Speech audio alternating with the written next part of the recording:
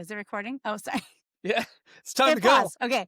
Okay. Ready? No pause. This is how it starts. Okay, here we go. Hey, everybody. Welcome to another episode of the Rising Tide Leadership Podcast. This is Off the Cuff with Amber and Mo, where I come up with a random leadership topic of the week and we get Mo's thoughts. So, Mo, you and I were talking offline last week. I was letting you know how incredibly busy I am and all the things that I have going on and how I just can't add one more thing to my plate. And then TikTok called me out because I was doing my doom scrolling.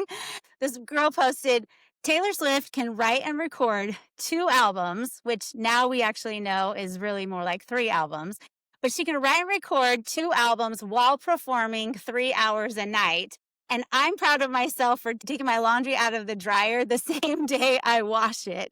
And I don't want to betray my Gen X-ness, but I was a little triggered by that because it's true, right? I am busy. I feel like I'm busy. Why is it that some people in the same 24-hour period can get as much done as Taylor Swift or any of our executives listening or, any other mom out there can accomplish so much? And I'm like, whew, got it out of the dryer, or I didn't have to restart that load again because it stinks. What's up with that? Well, let me first start by saying I feel like we've had this conversation like 35 times in the time that I've known you. We're all busy. Everybody's busy. You're, as George Costanza would say, you're busy, I'm busy, we're all busy. What's had you so busy? And of course, the guy told George, well, mostly chemotherapy. Well, if you have cancer, okay, you're busy. You got stuff to do. But there are people out there that are just whining and complaining. So in all my offices, I had quotes on all 4 of my walls, and all the coaches used to make fun of me. They're like, Mo, there's way too many words on your walls. And there was stuff by like John Wood and Nick Saban. There was a Bible verse, but I had one specific quote when I would have people come in, like kids with their parents, to talk to me if they want to come to the college. They would sit on the couch that's right behind me. And when I was turned around looking at them, if they looked over my shoulder, they would see the quote right here. And they always thought it was for them, but it wasn't for them. That one quote was for me. And here's what the quote said, and it still says it on all the walls that I have in every single office that I've ever had. Nobody cares, work harder. Nobody cares what you're doing. Nobody cares that you've got a lot of stuff to do. Nobody cares that your car broke down. Nobody cares that you have more laundry to do. Nobody cares that you have to make dinner after having a long day. Nobody cares. And it doesn't mean that it's not important. It just means that what are you doing to set your priorities? Now, in your defense, Amber, Taylor Swift is a billionaire. You're a little short of a billionaire, so I'll give you that. I'm guessing Taylor Swift has dozens of people following her around. In fact, Amber, you need to figure out for me how many personal assistants that she actually has, because she has more than one. She probably has a personal assistant that is just for her makeup. Personal assistant that is just to make sure that her hair looks good. Somebody that has the different shades of lipstick that she likes to wear. She's got a lot of people that are helping her do stuff. But the TikTok girl is absolutely right. Taylor Swift has got a busier schedule than all of us, and she gets it done. So Amber, next time you have to change the laundry from the washer to the dryer, you need to do it before you fall asleep so you don't have to redo the entire load the next morning at 6 a.m. so that the family can have clean shirts. That's the moral of the story. Okay.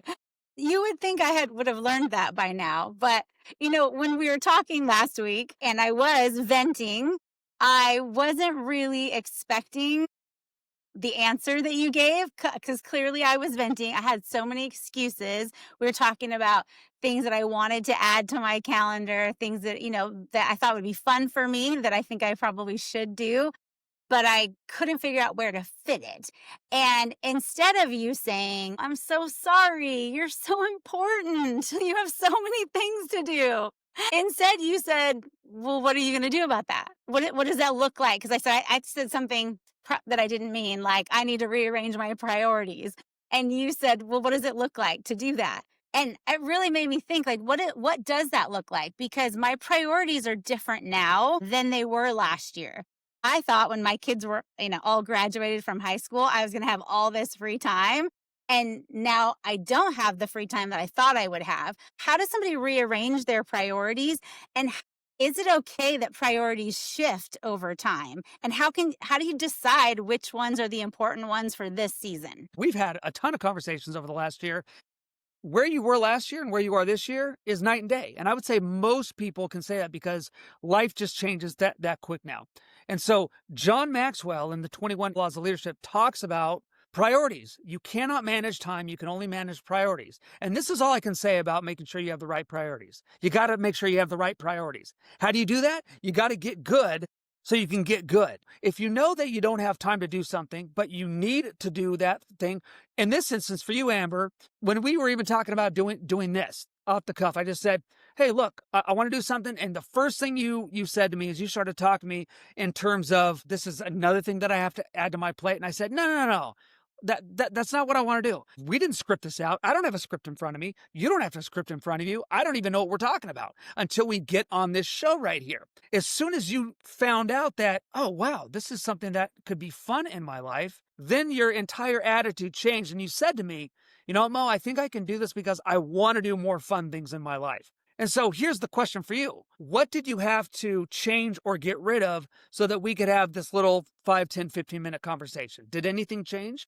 My bad attitude. No. No, I think it really was looking at all of the things that I was doing as I have to do. And there is a reality. I do have to show up to work. That's an important thing. But looking at a lot of those things as I get to do this because it provides other opportunities in my life. And I also get to say yes and no to whatever I want to say yes or no to.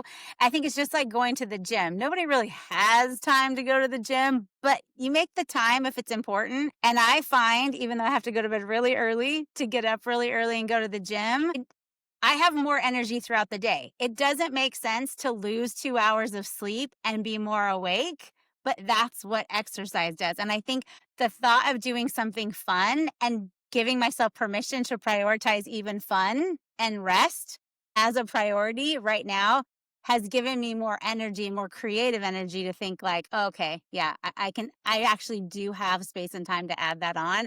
I just had to change my mindset about it. It's funny, you said it jokingly, but it really is the answer. The first thing you changed was your attitude, the way that you looked at something. There's a book that's called Attitude is Everything, and attitude is everything. If you're excited about the things that you do, you're going to want to do them. If you get up in the morning and say, "Wow, I get to go to work, I get to do these things," it already shifts your mindset. And this is where leaders miss it. People can see when your heart's not in it, nobody's going to want to do it because you have to want to be there. And so when I'm dealing with people, they first need to know Mo's in it 100%. In fact, I just had a conversation where this one guy, he wasn't enthusiastic, but it didn't matter because I was enthusiastic and I kept on being enthusiastic. And by the end of the call, so was he, because it was up to me. It was up to my attitude. I wasn't going to let him define what I was going to be doing. I already know that I get to do these things. And if I can help somebody else to get to do something, that's good enough for me. And my goal is to get from A to B as fast as I can. And the way that I do that is by prioritizing and having a good attitude doing it. I get to do these things.